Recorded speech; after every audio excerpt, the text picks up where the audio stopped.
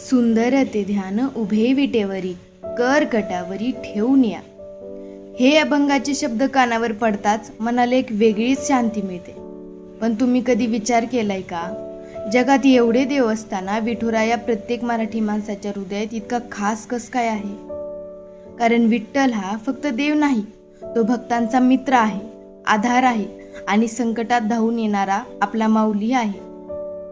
विठुरायाची मूर्ती बघा, ना हातात कोणतं मोठं शस्त्र, ना राग ना भय. तो फक्त विटेवर उभा आहे, कमरेवर हात ठेवून. जणू तो आपल्याला सांगतो, काळजी करू नकोस, तुझ्या प्रत्येक संकटात मी तुझ्या सोबत उभा आहे. आषाढी एकादशी जवळ आली की लाखो वारकरी पायी चालत पंढरपूरकडे जातात. कोणी शेकडो किलोमीटर चालतो, कोणी उन्हाची पर्वा करत नाही, कोणी पावसाची पर्वा करत नाही. त्यांच्या पायाला फोड येतात, शरीर थकून जातं, पण त्यांच्या चेहऱ्यावर एक वेगळाच आनंद असतो. कारण त्यांच्या मनात फक्त एकच ओढ असते, माझ्या विठुरायाचं दर्शन.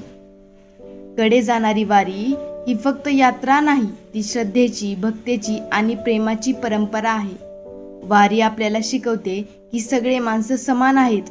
तिथे कोणी श्रीमंत नाही, कोणी गरीब नाही, कोणी मोठा नाही, कोणी लहान नाही. सगळे फक्त विठुरायाचे वारकरी आहेत. म्हणून वारी ही केवळ धार्मिक परंपरा नाही, तर मानवतेचा आणि एकतेचा संदेश आहे. तर संतांनीही आपलं संपूर्ण आयुष्य विठ्ठल भक्तीत घालवलं. म्हणतात, जे का रंजले गंजले त्यासी म्हणे जो आपुले.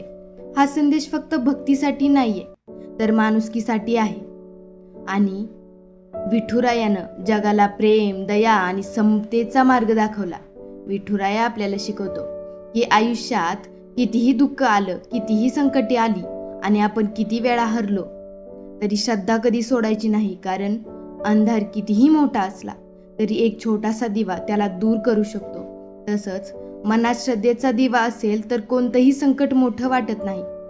आज अनेक लोक पैशाच्या मागं धावत आहेत. मोठं घर, गाडी, बंगला, मोठं नाव मिळवण्याचा प्रयत्न करत आहेत, पण मनशांती मात्र हरवत चालली आहे. आणि म्हणूनच लोक पुन्हा विठुरायाकडे मन वळवत आहेत. कारण विठ्ठलाच्या नावात एक वेगळीच शांती आहे. रामकृष्ण हरी, रामकृष्ण हरी हे 3 शब्द उच्चारले तरी मन हलकं वाटतं. या एकादशीला विठुरायाकडे काहीच मागायचं नाहीये, तर फक्त एवढंच मागूया, हे विठुराया, आमच्या आयुष्यातील दुःख दूर कर, आम्हाला चांगले विचार दे, आमच्या आई वडिलांना निरोगी ठेव, आमच्या मनात प्रेम, दया आणि माणुसकी कायम ठेव आणि आम्हाला कधीही चुकीच्या मार्गावर जाऊ देऊ नको. कारण शेवटी पैसा, संपत्ती, प्रसिद्धी हे सगळं इथेच राहणार आहे, आपल्यासोबत जाणार आहे. ती फक्त आपली चांगली कर्म आणि देवावरील श्रद्धा. म्हणून लाखो भक्त आजही प्रेमाने म्हणतात, पुंडलिक वरदा हरी विठ्ठल, श्री ज्ञानदेव तुकाराम, पांडुरंग हरी. रामकृष्ण हरी, रामकृष्ण हरी.